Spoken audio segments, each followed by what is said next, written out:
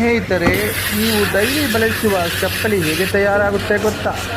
ತುಂಬ ಕುತೂಹಲ, ನೋಡಲು ತುಂಬ ಮನಮೋಹಕವಾಗಿರುತ್ತದೆ.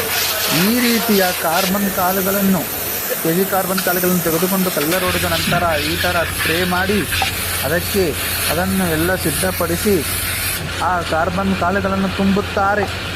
ಅದನಂತರ ಎಲ್ಲ ತುಂಬಿದ ಮೇಲೆ ಒಂದು ಚಪ್ಪಲಿ ಗ್ರಾಸದ ಪ್ರೆಷರ್ನಲ್ಲಿ ರಭಸದಿಂದ ಪ್ರೆಸ್ ಮಾಡುತ್ತಾರೆ. ಆ ಪ್ರೆಸ್ ಆದ ರಭಸಕ್ಕೆ ಚಪ್ಪಲಿಗಳು ಮೊಟ್ಟೆಯಂತೆ ಪುಸ್ಸೆಂದು ಬರುತ್ತದೆ. ವಾವ್! ಅದನ್ನು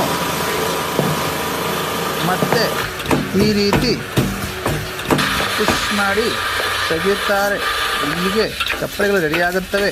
ನಂತರ ಬೇಕಾದ ರೀತಿ ಡಿಸೈನ್